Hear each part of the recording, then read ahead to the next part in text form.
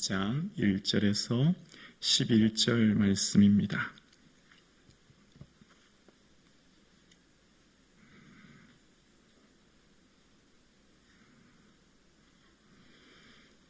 오늘 나에게 주신 하나님의 말씀을 함께 고백드리겠습니다. 유월절 엿새 전에 예수께서 베다니에 이르시니 이곳은 예수께서 죽은 자 가운데서 살리신 나사로가 있는 곳이라. 거기서 예수를 위하여 잔치할새 마르다는 일을 하고 나사로는 예수와 함께 앉은 자 중에 있더라. 마리아는 지극히 비싼 향유 곧 순전한 나드 한 근을 가져다가 예수의 발에 붓고 자기 머리털로 그의 발을 닦으니 향유 냄새가 집에 가득하더라. 제자 중 하나로서 예수를 잡아줄 가룟 유다가 말하되 이 향유를 어찌하여 300데나리온에 팔아 가난한 자들에게 주지 아니하였느냐 하니 이렇게 말함은 가난한 자들을 생각함이 아니요 그는 도둑이라 돈깨를 맞고 거기 넣은 것을 훔쳐 가밀러라. 예수께서 이르시되 그를 가만두어 나의 장례날을 위하여 그것을 간직하게 하라. 가난한 자는 항상 너희와 함께 있거니와 나는 항상 있지 아니하리라 하시니라. 유대인의 큰 무리가 예수께서 여기에 계신 줄을 알고 보니 이는 예수만 보기 위함이 아니요 죽은 자 가운데서 살리신 나사로도 보려 함일러라. 대제사장들이 나사로까지 죽이려고 모의하니 나사로 때문에 많은 유대인이 거기 가서 예수를 믿음이러라. 아멘. 예수님을 더욱 사랑하시는 저와 여러분 되기를 주님의 이름으로 축복합니다. 아멘. 예수님의 삶에 가장 중요했던 것은 하나님의 뜻을 이루는 것이었고요. 그 하나님의 뜻의 핵심은 바로 십자가 죽으심이었습니다. 그래서 예수님의 모든 때는 이 십자가를 중심으로, 그러니까 예수님은 예수님 마음대로 하신 것이 아니라 그 하나님의 때에 따라 사역하셨고요. 그 하나님의 때의 핵심 정점은 바로 십자가셨죠. 그래서 오늘 본문의 이 본문을 보면 예수님께서 이제 우리가 공생애의 삶을 3년 반이라고 알고 있잖아요. 그 예수님의 사역을, 이 공생애를 어떻게 이 3년으로 이야기할 수 있냐면 다른 복음서보다 특별히 이 요한복음을 통해서 알 수 있는데요. 요한복음 오늘 1절에 이렇게 시작하죠. 1절에 12장 1절에 보면 6월절 엿새 전에로 본문이 시작합니다. 그러니까 예수님께서 이 사역하셨던 그 중심 분기점은 6월절이 있었는데요. 6월절을 중심으로 이제 사역을 하셨고 그 때를 나눠지는데 첫 번째 6월절을 보내신 때가 있습니다. 그게 언제냐면 2장 13절이에요. 2장 13절을 이렇게 시작합니다. 유대인의 6월절이 가까운지라. 이렇게 시작하죠. 첫 번째 6월절이에요. 그리고 두 번째 6월절이 등장한 때가 있어요. 바로 요한복음 6장 4절이에요.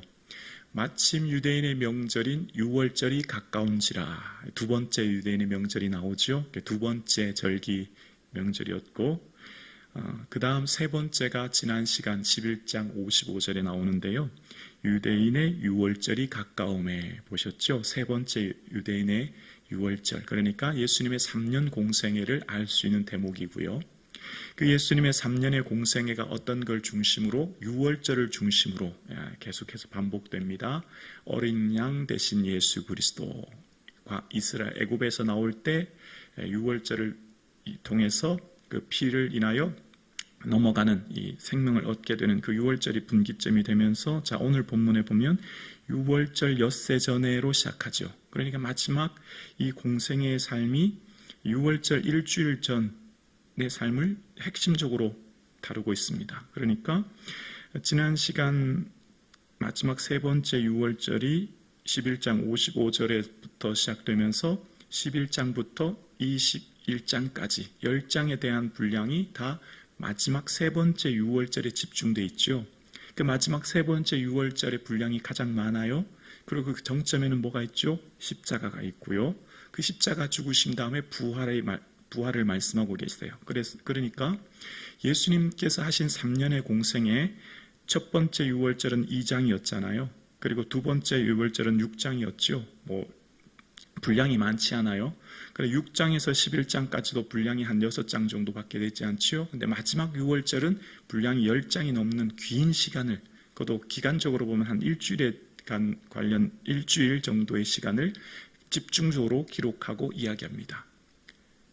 마지막 뭐가 있다고요? 십자가 전에 하실 마지막 십자가를 앞두고 주님께서 가장 많은 말씀과 가장 많은 하나님 나라에 대한 이야기를 하셨다는 것을 보게 돼요. 그러니까 예수님의 최종 하나님의 뜻은 뭐라고요? 십자가 지시는 거예요. 그게 예수님이 하나님께서 이 땅에 보내신 목적이었거든요. 오늘 예배드리신 저와 여러분의 삶에 어떤 얘기가 우리의 삶에 가득하십니까? 지나온 시간 동안 여러분의 인생을 가득 채운 내용이 어떤 것입니까?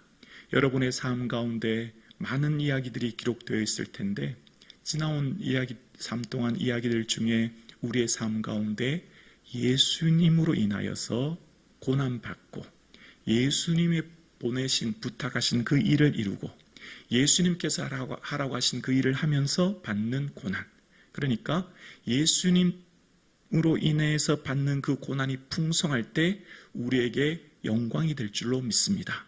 예수님의 삶의 모든 것은 하나님의 뜻의 십자가를 이루기 위한 것이었고 마지막 세 번째 유월절이 10장이 넘는 분량은 다 뭐예요?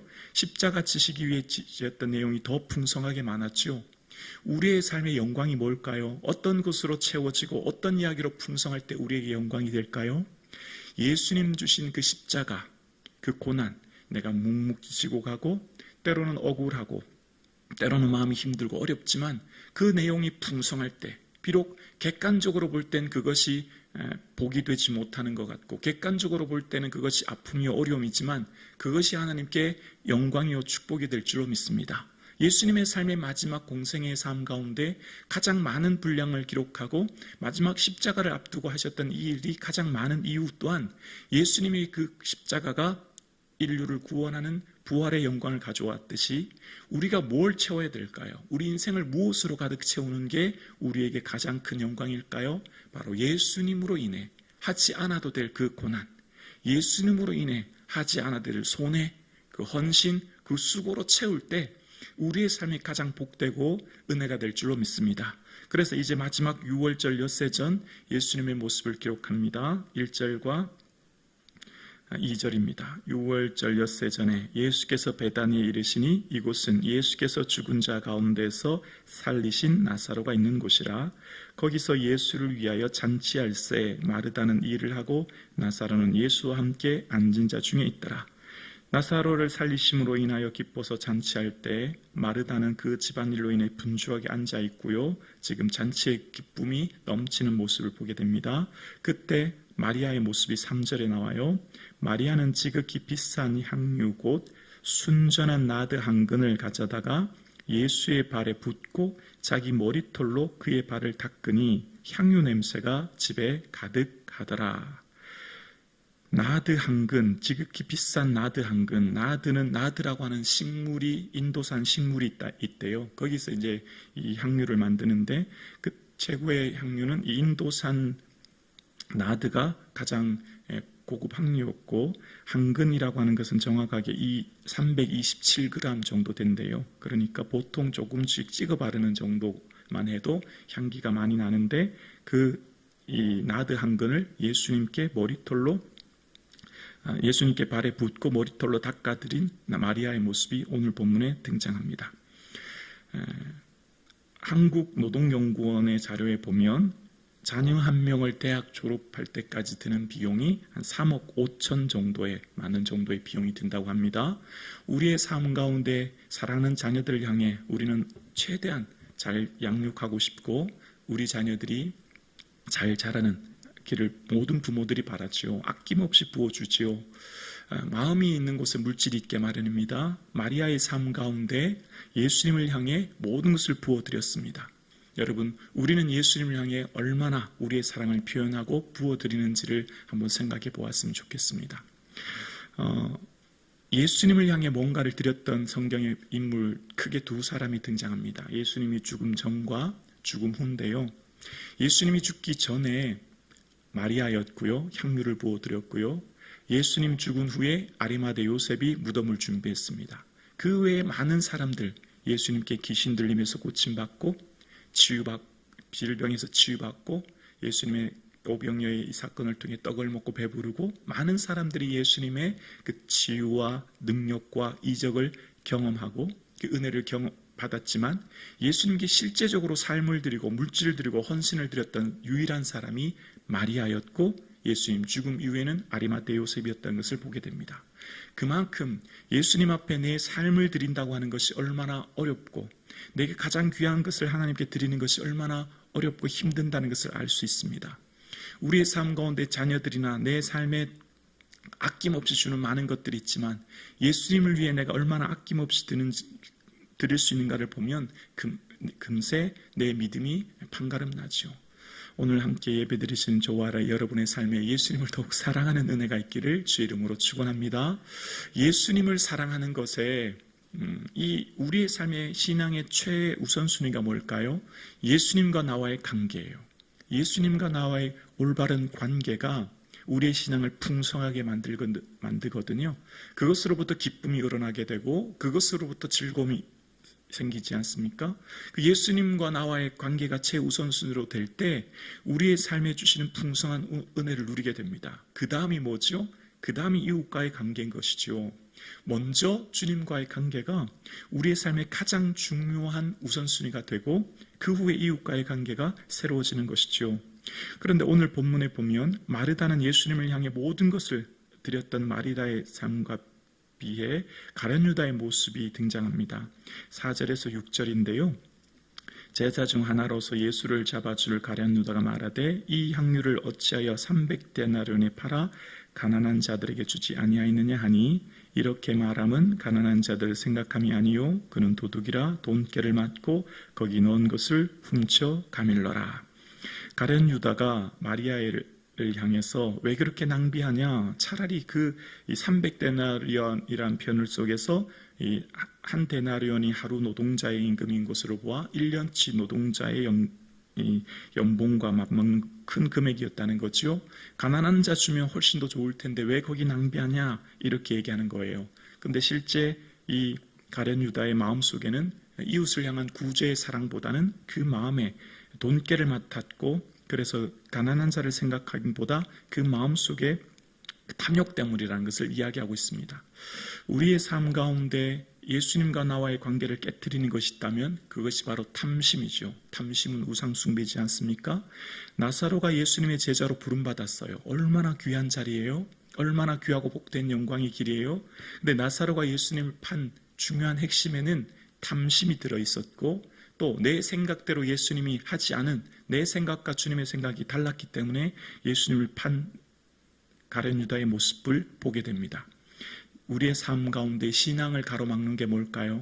우리의 삶에 주님을 더 가까이 가고 주와 함께 하는데 걸림돌이 되는 것이 바로 탐심이지요. 탐욕이지요. 그 돈에 대한 탐욕이 주님께 가까이 가는 걸림돌이 되는 것입니다. 바꿔 말하면 조심스럽게 말씀드릴게요. 지금 내가 쓰고 있는 재물의 사용처, 어디에 얼마만큼 쓰는지가 여러분의 믿음이에요. 여러분이 쓰는 재물의 퍼센티지가 중요한 거예요.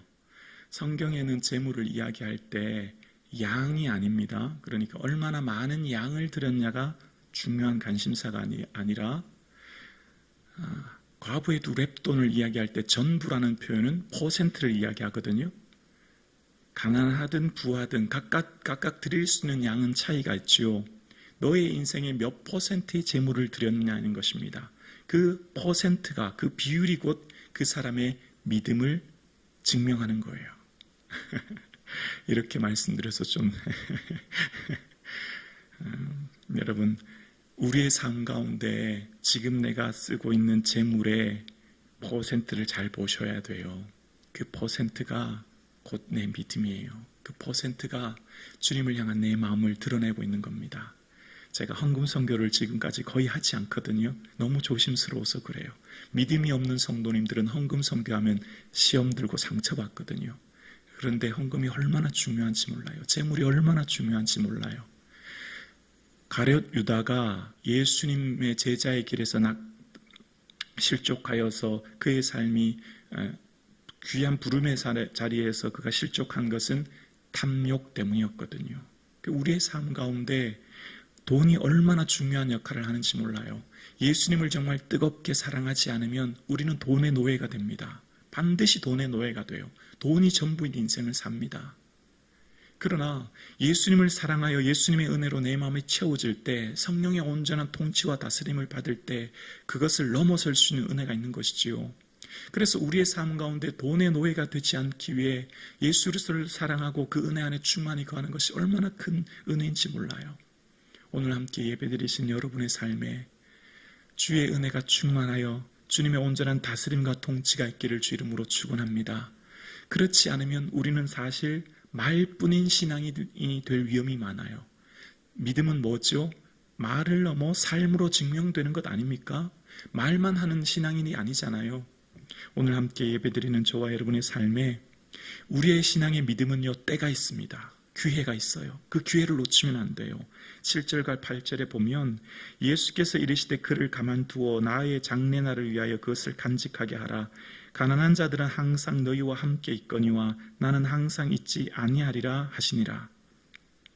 주를 위해 재물을 쓰는 때가 있는 것입니다. 지금은 가장 먼저 예수님을 위해 쓰는 때였고, 가난한 자를 위한 구제의 때는 항상 있지만 예수님을 위한 헌신은 지금뿐이었습니다. 지금이 이제 십자가를 앞둔 주님의 십자가를 앞둔 주님은 이제 죽으심 이후에 장래를 향해 하신 마지막 기회라고 하는 것을 이야기하는 거죠.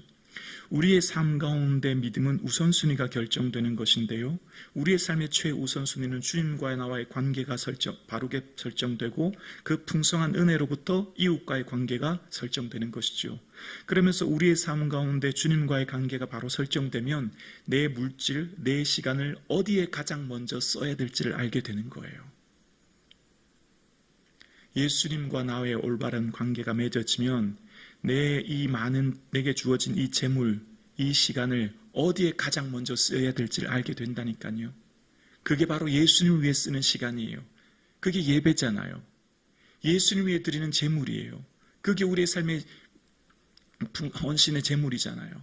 여러분, 이것이 얼마나 중요한지 몰라요. 먼저 주님을 향해 내 시간을 드리고 먼저 주님을 향해 내 재물을 드릴 때, 그 삶의 우선순위가 결정될 때 그로부터 우리의 신앙이 고백되어지고 내 모든 것이 주의 것입니다라는 것을 고백주는, 내 삶이 거저받았음을 고백하는 삶이 되는 거죠.